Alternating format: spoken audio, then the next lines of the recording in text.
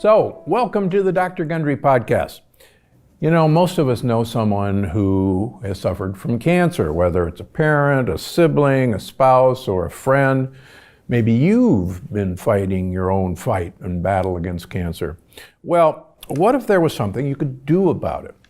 Foods that you could prepare to help ward off dangerous cancers. So on today's episode, I'll be chatting with Liana Werner-Gray, best-selling author of The Earth Diet and 10-Minute Recipes. And her brand new book is called Cancer-Free with Food, and how the right foods can reduce your cancer risk. But I also want to talk about if you've got cancer, how the right foods can really make a difference.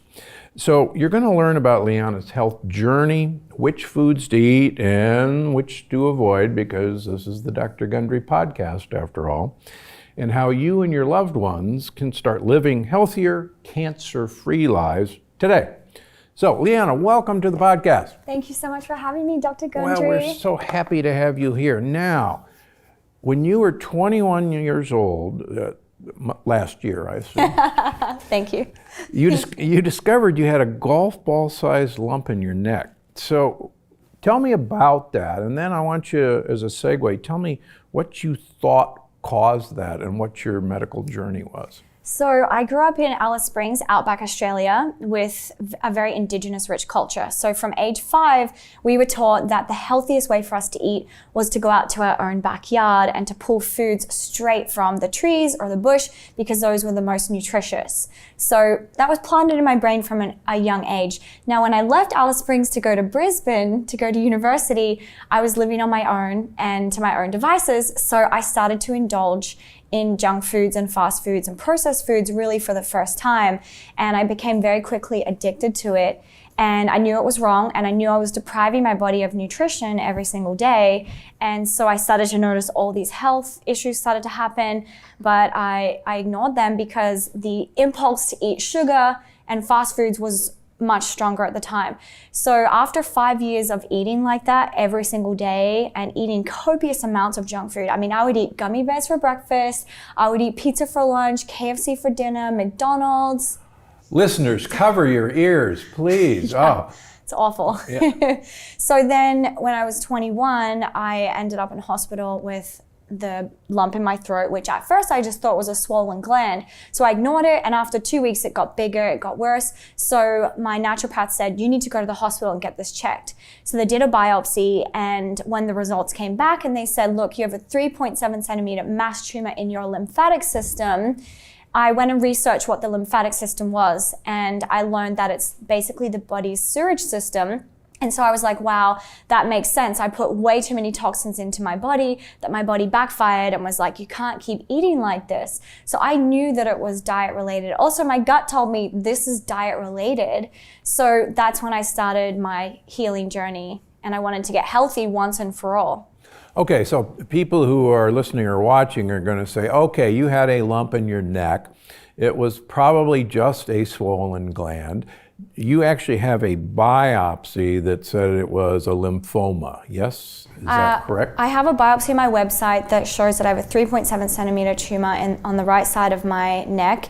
And I actually went and got 3 different diagnoses from different doctors. And they all said different things. One said I had stage 1 cancer, one said I had stage 0 cancer, one said I had precancerous. And so at that point, I gathered some information about the medical industry at the time and thought, this seems like hocus pocus woo-wah. And they offered me a cervical cancer vaccination at the time. And I was like, how is this related? So that to me was enough for me to say, you know what, like I'm gonna opt out of this. And it wasn't stage 4 cancer. They weren't saying, you need to go for chemo next week, you need to go for surgery next week. They were saying, look, we can do surgery and we can remove it if you want. And they've done surgery for a lot smaller lumps, for sure. I also don't want to take away from people who have had stage 4 cancer or advanced cancer. Mine was very early and I was able to catch that very early. But it was enough for me to say, you know what, I don't want to just remove it. And that's something that the Indigenous people also taught me, was that if we have a sickness or like a tumor or a lump in our body, obviously tumors aren't meant to be anywhere in our body.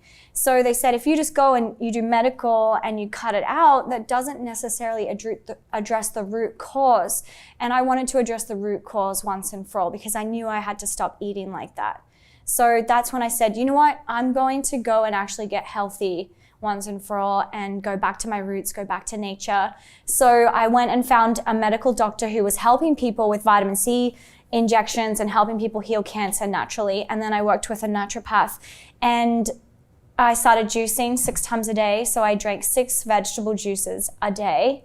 And then every time I had a craving for junk food, I thought, okay, how can I fulfill this craving in the most natural way possible? So I got into the kitchen and I started making recipes. Ah, okay. And that's where these recipes evolved from. Was like, okay, I'm craving chicken nuggets, I'm craving chocolate, I'm craving candy, I'm craving pancakes, waffles, whatever it was, I found a recipe that would nourish my body instead of poison it and make it worse. Now, were you brought up in a family that cooked? Yes, well, my father is a chef, and my mom's also a really good cook. Yes, and I hadn't cooked before that. I was, eating processed food for so many years. So when I got into the kitchen, I was amazed when I started putting ingredients together, just simple ingredients like to make a cookie dough, like tiger nut flour or almond flour and some monk fruit sweetener. Now that I use. My recipes have evolved since then. They've become a lot healthier. So I was surprised when I was making these foods. I was like, wow, I can eat this chocolate brownie every single day and get magnesium from it and protein, and it tastes good. And that was helping me not crave the bad stuff. Gotcha. So they didn't want to necessarily say, well, you have to have chemotherapy, or you have to have radiation therapy, or you have to have this cut out. Did they propose any of those things to you? They weren't aggressive with me at all. Good. And also this was in Australia 10 years ago. I think Australia at that time was not as aggressive, but 5 years after that, my mum was diagnosed with advanced breast cancer in both her breasts. And they were very aggressive with her and said, you need to do surgery and chemo and radiation. And so I sat down with my mum and said, what do you feel like you need to do for your healing? What do you think will is the most empowering choice for you? And my mom said, honestly, I do want to do surgery because I feel like that cut it all out. I'll start fresh. Then I won't have the cancer anymore. But she said, I just honestly can't do chemo radiation. I feel like if I do that, I'll put my body under too much pressure and stress, and that will make my situation worse. So, and then she also did a nutritional plan. So she started juicing as well, getting all that nutrition into her, lots of vitamin C. She also took vitamin D supplements as well. And that for the next 6 months after that, doctors kept calling her, pressuring her, like, it's going to come back if you don't do chemo radiation. And my mom would call me in fear and be like, what should I do? And I said, well, what do you feel? And she said, I can't do it. So she never did it. And she's cancer free to this day. That's a fantastic story. So you started doing all this. You changed your food. You fought the junk food temptations. When did you start noticing something changing? It took about a month for the tumor to lose it felt very swollen and very hard. So it took about a month for me to feel like it was starting to dissolve. After 3 months, it was completely dissolved. Fantastic. But I made a lot of radical changes. Yeah. Yeah. And you've it's one thing to have, a lump in your neck that you can see to empower you to make radical changes, particularly when you're really young. What kind of keeps you on track now that that thing's not there anymore? Well, I suffered every single day for 5 years eating junk food. Even though I felt like that high for 5 or 10 minutes, eating all the sugar and the fast food, after that I would crash and was absolutely miserable. So that was enough suffering to me. And I just remember saying, God, if you can heal me from this addiction and these cravings and this tumor, I'll be happy and grateful every single day of my life, I promise. And so I've not wanted to go back to that at all. But also there's no desire or impulse in me at all. When I see these foods, to me, they just look dead and there's no appeal. So I'm more excited about making these kinds of foods instead. I'm excited about making like a healthy cookie dough or healthy chicken tenders. All right. So your initial experience resulted in the Earth diet, right? Yes. And so how is this new book, the Cancer Free with Food, different than the Earth diet? Well, the Earth diet started because I needed something at the time to hold me accountable to sticking to me only eating natural foods. And at the time it started as a blog for 365 days. I said, I'm only going to eat foods that come straight from the earth, as wholesome as possible for 1 year. And I want you, the world, my readers, to hold me accountable. So after the blog, then my readers were like, put this into a book. Can you put all of these recipes into a book? And I thought, that's a great idea. So Hay House published my first Earth Diet book. And then after that, I wanted to make it more specific for people with cancer or people that have cancer in their family like myself. Both of my grandfathers also passed away from cancer. And so for people that are predisposed to it, I wanted to say, here's some research that show which foods help us to reduce our risk of ever getting cancer. And if you have cancer, here are some foods that have been proven to shrink tumors and kill cancer cells. So I wanted to do research just for that.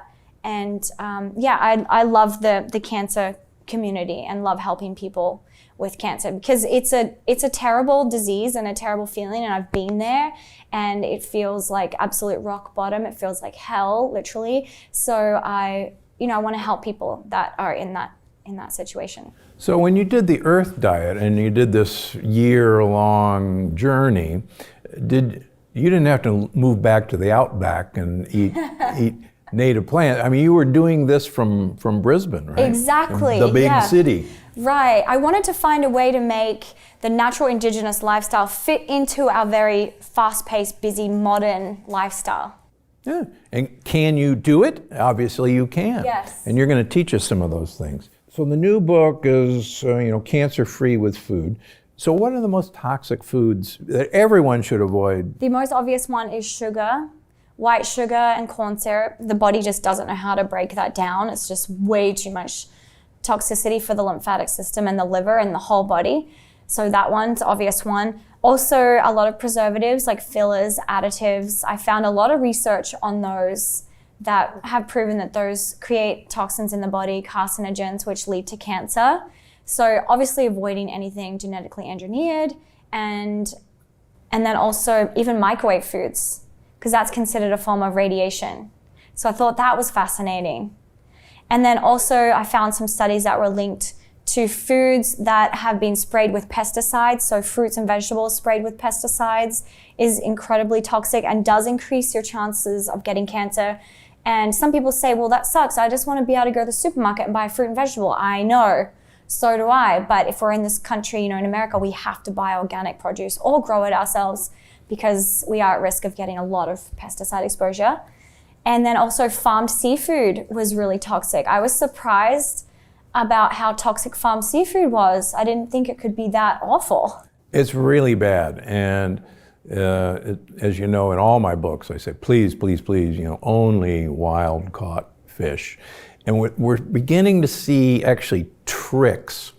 I saw on a restaurant menu actually this past week that they were advertising ocean-raised seafood. What's that? And yeah, it's that. That's called farmed, seafood. But it sounds so much more, wild ocean raised, and there was the word raised, caught my attention. And everybody says, oh, but it's, ocean, it's wild. No, it's not.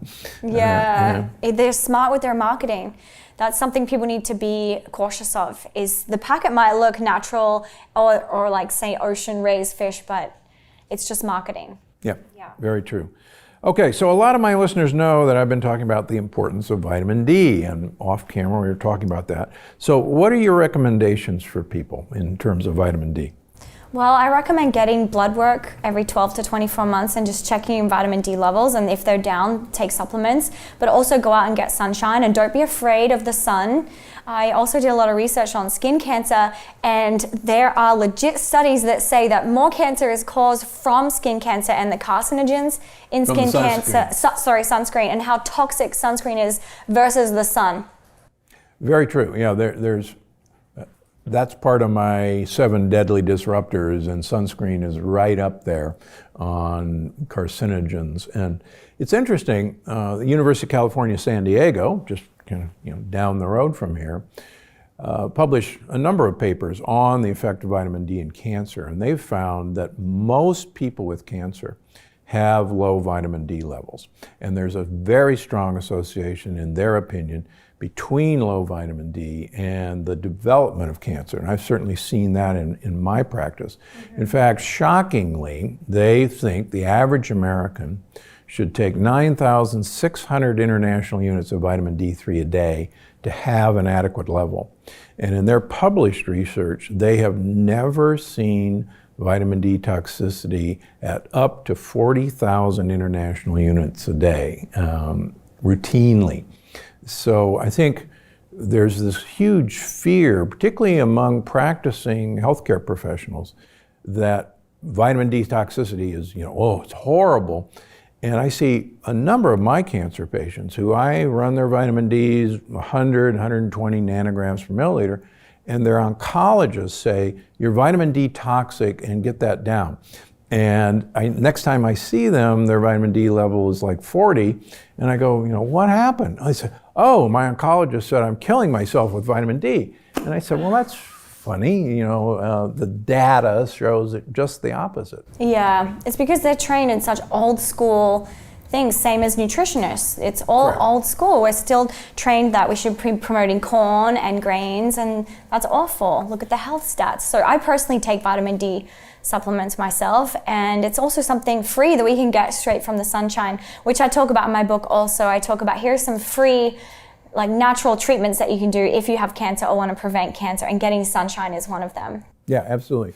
All right, now for some controversy. Oh. I tell my patients and readers to avoid foods like quinoa and whole tomatoes, and that you have to detoxify the quinoa with a pressure cooker, or you have to get rid of the lectins in tomatoes by peeling and de-seeding them. I actually like tomato sauce that comes from peeled and de-seeded tomatoes. And we actually have some recipes for that. But you recommend both of these things in your new book. How come? So, okay, disclaimer, all the foods in this book, even though they might be anti-cancer, they have to be for the right person. Same as mushrooms. Mushrooms are great, but not for every person. Personally, I can't eat a lot of mushrooms. My body just doesn't like them that well, even though they're super healthy, natural food. So with tomatoes, the research I found with them is mostly because of their lycopene. Those studies showed that helps, especially with prostate cancer and other cancers. So for some, tomatoes work well, but also for others, it might cause inflammation. And then some people's doctors are telling them stay away from nightshades. But the studies I found, I felt like tomatoes were really helpful in preventative and for healing cancer, so I included that. And then quinoa, there's a lot of studies that trace back to ancient civilizations that use quinoa as their fuel source, and that's something that they would eat to keep them energized for days. And quinoa, it depends on where someone's at with their grains. So I wouldn't say to someone who's completely cut all grains, go and add a grain into your diet. But for someone who eats a lot of breads or a lot of other processed grains, I would say try quinoa and fill up on that instead to help you cross that bridge so that you're not craving the worst types of grains. Yeah, part of what I've done throughout my life is to study indigenous cultures and ancient cultures to figure out how they actually detoxified what appeared to me as a very toxic grain, for instance. And most people don't know, and I write about this, that the Incas actually had 3 detoxification processes before they would eat quinoa. Oh, wow. They soaked it for 48 hours, then they allowed it to ferment. They let it rot, and then they cooked it. Oh, and wow. It's not on the package directions. See, not a lot of people know this. That's why. Yeah, that's why I write about this. This is awesome. I'm For gonna share instance, this. last fall I went to Sicily because Sicily is a heavily based tomato culture. Almost everything is tomato sauce based. And so I would go and interview chefs, and even in small villages. And I said, what do you think? Why do you guys eat so many tomatoes, and how do you fix them? And everyone said, well, everyone knows you have to peel and de-seed tomatoes before you can make sauce. And I said, well, how do you know that? They said, well, because, my mother taught me. And, well, how did she know? Because, my grandmother taught her. And I could not find a chef in Sicily that didn't tell me you had to peel and de-seed tomatoes before you could use them. Wow. In fact, I was lecturing in Toronto a couple of weeks ago, getting interviewed by a reporter, and the reporter, we were talking about tomatoes, and the reporter said, well, I love it, the fact that you say you have to peel and de-seed tomatoes, because everyone in Canada knows that the seed in a tomato is very acidic and toxic, and you have to get rid of it. And she said, everyone knows that. And so you start looking at cultures and say, isn't that interesting? In fact, the Italians didn't eat tomatoes for 200 years after Columbus brought them back.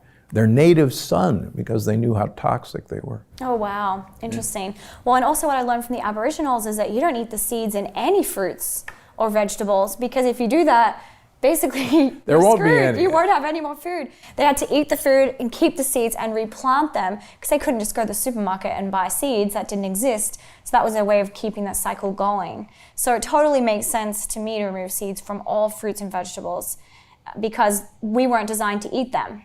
It's just not the design of nature or the human body. No, it's true. When I was doing mission work in Brazil years ago as a surgeon, and cashews started in South America, and the Aboriginal South Americans would actually take the cashew nut off and throw it away because it was toxic, and they'd eat the fruit. And so whenever you'd see the entire thing on your plate, they'd give it to you, and they'd go, don't touch that. That's lethal. Just eat the fruit. Wow. Yeah. So does this mean you might be coming to Alice Springs sometime soon? I would love to come out there, because I have not studied that culture. Oh, that'd be awesome. Well, I'm your girl. Can introduce you to them. All right, very good. Dr. Gundry goes to the Outback. That's right. Ooh, that would be fun. Yeah. I'm going to be looking out for you in the Outback, folks. Okay. Okay. I always ask my guests, because of my new book, The Longevity Paradox, what's the one thing listeners can do today to help them live a longer, healthier life? Drink chlorophyll every single day. So that's my number one tip for everyone always. And that's something that I've continued to do now every single day for the last decade after I healed. I thought, why not consume chlorophyll every day? It just makes me feel so alive, so energized. It helps purify the blood, helps put oxygen into the blood. And chlorophyll could be the form of eating a big green salad, leafy greens, or a smoothie, or a juice, or even chlorophyll droppers, or a greens powder, which I use also, it's a dried broccoli sprouts, collard greens, kale, spirulina, and I just mix that into water. Okay. But make sure, editorial note, that your greens powder doesn't have wheatgrass or barley grass. Evil stuff. Okay, so what are your top 3 cancer-fighting foods? You brought us some, and for those of you who are listening to the podcast, we're going to try our best to describe them for you and to make munching noises that aren't too gross. Okay, so what do you got? Okay, so I made a few different dishes today. So do you want to start with the dessert? I always go straight for the dessert. Life's too short, eat dessert Yeah, first. always. Is that what you're saying? Yeah. Okay, so I made 2 different desserts. So first of all, these are chocolate coconut cups. So this is a great replacement for if someone's craving the Reese's or chocolate peanut butter cups. So this is something I also ate a lot of during my healing. Ah, Yeah. okay. So it's made with real cacao powder, real cacao butter, and also some coconut manna inside. So that makes it nice and creamy. And then when you bite into it, you get that coconut manna buttery inside. And it's sweetened with monk fruit. So this would be kind of like Easter was a little bit ago. This could be a Cadbury egg replacement. Totally, yes. But also, would you like to try one? Yeah. So one of the studies I found is that cacao does have anti-tumor activities. And it's a functional food, which I was so happy about, and so would all you chocolate lovers be happy to hear that chocolate is medicine. Oh gosh, yes. Has huge amounts of polyphenols. And particularly in my cancer practice, and I have a big cancer practice, chapter 10 of the Plant Paradox is the cancer program. We want everyone in ketosis, and so coconut has MCT oil, which will get you into ketosis pretty easily. But yeah, that's delicious. You like it? Okay. Okay, I'm gonna put that down. Okay. So then I use these for the chocolate chunks in the cookie dough recipe. Ah, okay. Now the cookie dough recipe, instead of using flour, is made with tiger nut flour, which I know that you're a big fan of. Big fan of. I've actually been writing about it for years, and we have it in our recipes, and people go, tiger nuts? What the heck are those? Yeah, people are like, are they a nut? Well, no, they're a root vegetable. Correct. Same amount of iron as red meat. So these are excellent. You're getting a lot of iron from eating cookies. Wow. Yay, so tiger nut flour, sweetened with monk fruit as well. I put a bit of sea salt in there. Now, it almost looks like you have two kinds. Yeah, so I rolled these ones in cacao powder. Ah, okay. So I just love that richness of the cacao powder, and then bite into it and you get that soft, moist, sweet cookie dough inside. And then with the chocolate coconut chunks, delish. Now, these are raw. These are raw, no bake, and these are a legit 5-minute recipe. Now, you just store everything into a bowl and it's done. Now, you can bake them for 7 minutes in the oven. Ah, okay. If you want a hot, melt-in-your-mouth chocolate chip cookie.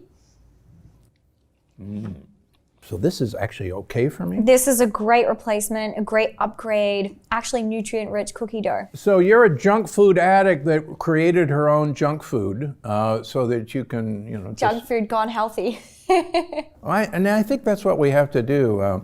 One of my very good friends, Jimmy Schmidt, who's won 3 James Beard Award, saying, there is no way we are going to stop people from eating the textures and flavors that they crave. Exactly. And we basically have to convince them that they can get all those flavors and textures using things that will make them healthy. Yes. Yeah. And that's what I aimed for my books to do, because I came from that place of being a junk food addict and now being a health and nutrition coach for the past decade. If you tell someone who's addicted, like, you can never eat this again, you can never have cookies, chocolate bread, they're like, okay, bye, see ya. No, that's exactly right. In all of our books, and the new one, the Plant Paradox Family Cookbook, will be out this fall. Very what exciting. we strive to do is, because a kid wants a chicken Chicken McNugget. tender, yeah. So help me with this. How are we going to do that? So this is organic chicken. Very important that meat has to be organic. I coated this in macadamia nut milk, but people could also coat it in pasture-raised eggs as well. And then the coating is tiger nut flour with turmeric and some black pepper and some sea salt. And then you can bake them or fry them. But guess what olive oil I fried these in, Dr. Gundry? Which one? Dr. Gundry's olive oil. Oh my gosh. Yeah, the best there is. Okay. I know you know, but tell our audience, why the black pepper and turmeric together? Well, from the studies that I found, that combining those two together, they have more powerful effects in the body. These are one of my favorite recipes. Sprinkled with broccoli sprouts. So I try and encourage everyone to sprinkle broccoli sprouts. And these are good cold as well. Yeah, they're cold right now. You can put them on a salad. Yep. You can wrap them up in a coconut wrap. So we could take this for a tailgate party for game day and fool everybody? Yeah, exactly. So this is an immune boosting turmeric black pepper tea. So this has lemon, ginger, turmeric, black pepper, and some garlic. And some garlic. Yeah, so nice anti-inflammatory. Okay. Very detoxifying. This is new, or did you have this, during your treatment course? I didn't really know about turmeric at that time. I did a lot of ginger though. Every day I had ginger, a lot of ginger. Talking about preventing cancer naturally, or treating cancer with food gets a lot of critics going, and particularly healthcare professionals and nutritionists. What do you say? How do you deal with that? Yeah, I mean, I'm very passionate about this subject, and it's a personal story for me. So when I was thinking of my next book with my publisher, I was like, well, what I'm really passionate about is helping people with cancer. And I was like, well, I'm not an MD, I'm not even a certified dietitian, and I'm blonde and young. So that doesn't really help my case, to be real. But I was like, I just want to go for this. So I pitched it to my publisher, and they were like, yes, we love it. This is meaty. This is good. You can do it. And at the time I had support from people in the industry that are helping a lot of people with cancer. So I felt more empowered and confident. And then, I wrote the book, submitted it, and then I was like, oh, actually, I don't want to do this. I changed my mind, because the backlash is going to be crazy. Every time I post something about cancer, I would get some really aggressive things like, I hope you and your mom die of cancer, like just really hurtful things. Then I was like, you know what, I need to stop focusing on the critics and those people that are going to, try and attack, and focus on the people that I'm helping. Because when I think of them, the people that have cancer, and that there have been many case studies, and I interview a lot of cancer survivors in the book and talk about specific foods for specific types of cancer. When I focus on that, that's what keeps me going. I think this actually works, and this isn't rocket science. Food is medicine, and this can work in conjunction with a treatment plan. So someone can do chemo and also be healthy at the same time. There's no point doing chemo or surgery and eating a sloppy Joe that the hospital gives you. It's just going to make everything worse. So yeah, I think that's a great point. There are numerous studies that show certain supplementation, getting your gut microbiome as healthy as possible, will either prevent or at least minimize the effects of chemotherapy on your gut, on your digestion, on your brain fog, and you talk about that in the book. Yeah. So at the very least, I mean, even in our cancer center in Palm Springs, there are graham crackers and saltines in the waiting room while you're waiting to go get your chemo treatment. And the head of our center is actually a big fan of mine and follows my program.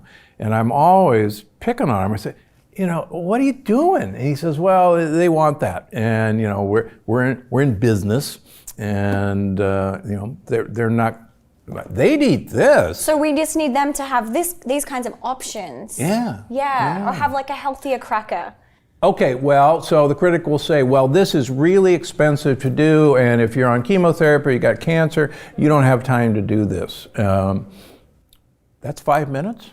Yeah, 5 minutes. Just throw it in. Tiger nut, monk fruit, chocolate chunks, vanilla, sea salt, done. So this is very time effective, but also I realize that we can't put a price on our health. If you want to stay living, we have to invest in food, and maybe if we start investing more in organic foods, we'll spend less on other things that we don't really need. But also there's ways to shop more effectively. I found a website that's like Amazon that you can buy all of these ingredients like tiger nut flour that's much cheaper than if you were to go to a health food store. So, I'm all about supporting local health food stores for sure. But if you're on a budget, shop online and get these things at a discounted price. Okay, so for those of tiger nuts, I want to talk about tiger nuts. For those of you who are listening, these tiger nuts that I have in my hand look like little, almost dried berries, but they're actually a tuber and they're not a nut. They actually support indigenous Africans, and having just come back from Ethiopia, where 85% of the population of 110 million people are subsistence farmers, you actually, by eating these, give support to people who really need it.